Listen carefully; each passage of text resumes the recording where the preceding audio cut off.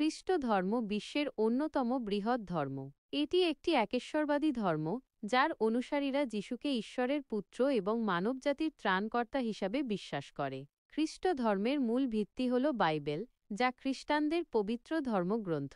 এই ধর্মের অনুসারীদের খ্রিস্টান বলা হয়। খ্রিস্ট ধর্মের মূল বিশ্বাসগুলো হল ঈশ্বর। খ্রিস্টানরা এক ঈশ্বরে বিশ্বাস করে, যিনি মহাবিশ্বের সৃষ্টিকর্তা ও পালনকর্তা। যীশু খ্রিস্ট। খ্রিস্টানরা যিশুকে ঈশ্বরের পুত্র এবং মানবজাতির ত্রাণকর্তা হিসেবে বিশ্বাস করে। তারা বিশ্বাস করে যে যিশু মানুষের পাপের জন্য ক্রুশবিদ্ধ হয়ে মারা গিয়েছিলেন এবং পরে পুনরুত্থিত হয়েছিলেন। পবিত্র আত্মা। খ্রিস্টানরা পবিত্র আত্মাকে ঈশ্বরের তৃতীয় রূপ হিসেবে বিশ্বাস করে। তারা বিশ্বাস করে যে পবিত্র আত্মা বিশ্বাসীদের মধ্যে বাস করেন এবং তাদের আধ্যাত্মিক জীবন পরিচালনা করেন। বাইবেল। বাইবেল খ্রিস্টানদের পবিত্র ধর্মগ্রন্থ।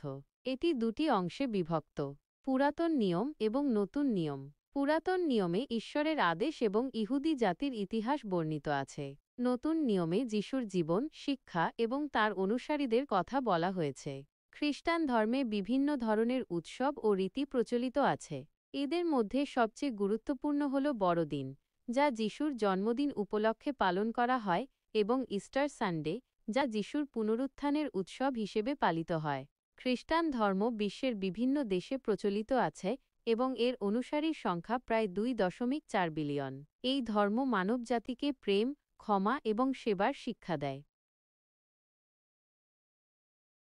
খ্রিস্ট ধর্ম মূলত ইহুদি ধর্ম থেকে উৎপন্ন হয়েছে।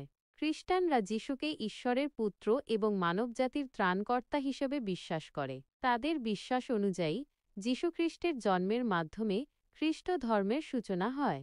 বাইবেলের নতুন নিয়ম অনুযায়ী যীশুখ্রিস্টের জন্মের আগে থেকেই ইহুদি ধর্মে ত্রাণকর্তার আগমনের ভবিষ্যদ্বাণী করা হয়েছিল। খ্রিস্টানরা বিশ্বাস করে যে যিশুই সেই ত্রাণকর্তা, যার বিষয়ে পুরাতন নিয়মে বলা হয়েছে। যীশুখ্রিস্টের জন্মের পর তিনি তার শিষ্যদের মাধ্যমে তার শিক্ষা ও বাণী প্রচার করেন। তার শিষ্যরা ধীরে ধীরে এই ধর্মকে বিভিন্ন অঞ্চলে ছড়িয়ে দেন। প্রথমে এটি ইহুদিদের মধ্যে সীমাবদ্ধ ছিল, কিন্তু পরে অ-ইহুদিরাও এই ধর্ম গ্রহণ করতে শুরু করে। রোমান সাম্রাজ্যের সময় খ্রিস্ট ধর্ম ব্যাপক প্রসার লাভ করে। সম্রাট কনস্টান্টাইন খ্রিস্ট ধর্ম গ্রহণ করার পর এটি রোমান সাম্রাজ্যের প্রধান ধর্মে পরিণত হয়। এরপর থেকে এটি বিশ্বের বিভিন্ন প্রান্তে ছড়িয়ে পড়ে এবং বর্তমানে এটি বিশ্বের অন্যতম বৃহত্তম ধর্ম।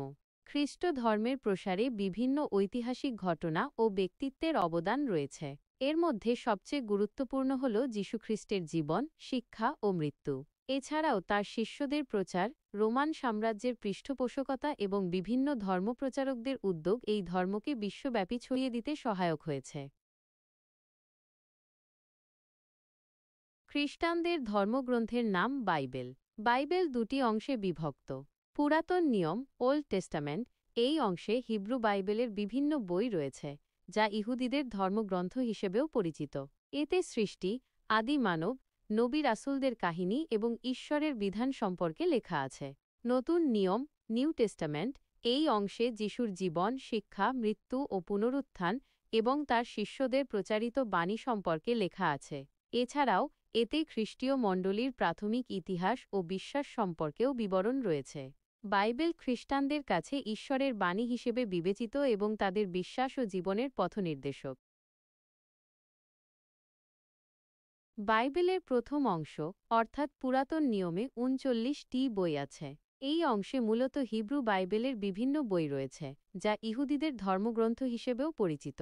পুরাতন নিয়মের প্রধান বিষয়গুলো হল সৃষ্টি।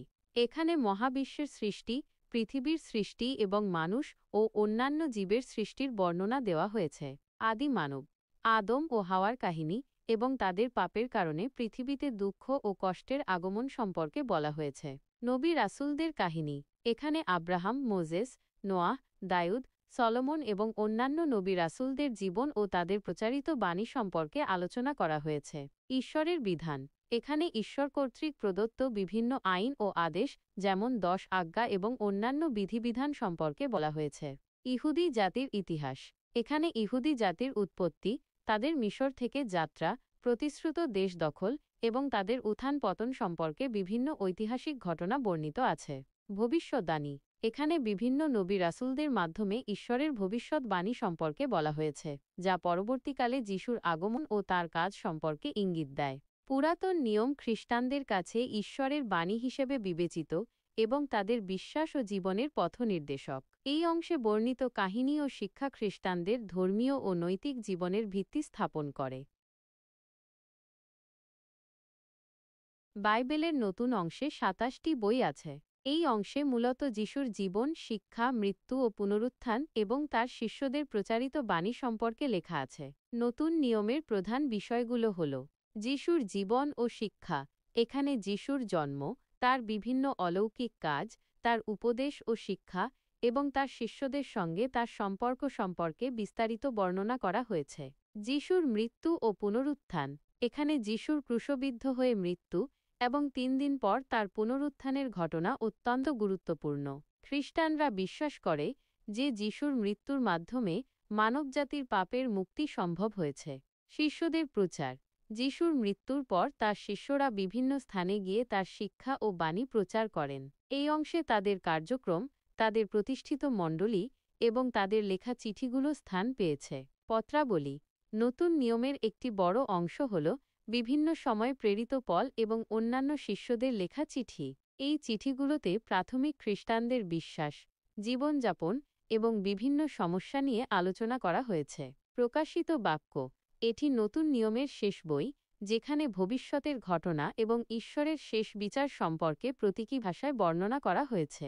নতুন নিয়ম খ্রিস্টানদের কাছে অত্যন্ত গুরুত্বপূর্ণ, কারণ এটি যিশুর জীবন ও শিক্ষার মূল ভিত্তি। এই অংশে বর্ণিত ঘটনা ও শিক্ষা খ্রিস্টানদের বিশ্বাস ও জীবনের পথনির্দেশক।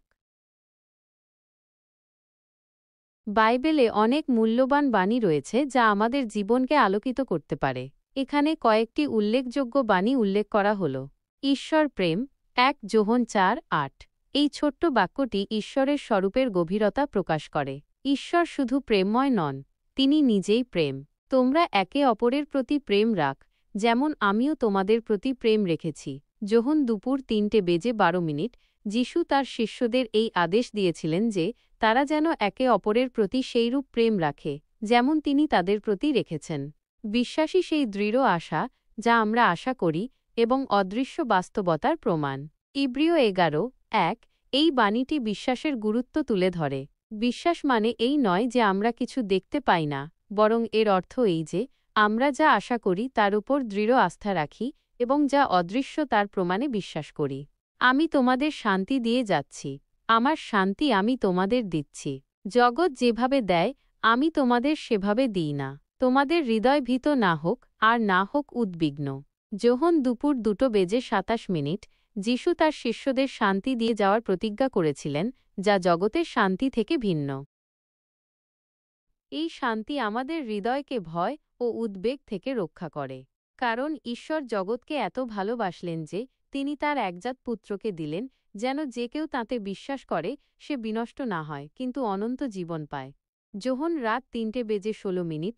এই বাণীটি খ্রিস্টানদের মূল বিশ্বাসের সারসংক্ষেপ। ঈশ্বর আমাদের পাপ থেকে মুক্তি দেওয়ার জন্য তার পুত্রকে পৃথিবীতে পাঠিয়েছেন, যেন আমরা তার উপর বিশ্বাস করে অনন্ত জীবন লাভ করতে পারি। এই বাণীগুলো বাইবেলের বিশাল ভাণ্ডার থেকে সামান্য কিছু উদাহরণ। বাইবেলে আরও অনেক মূল্যবান বাণী রয়েছে যা আমাদের জীবনকে অর্থবহ করতে পারে।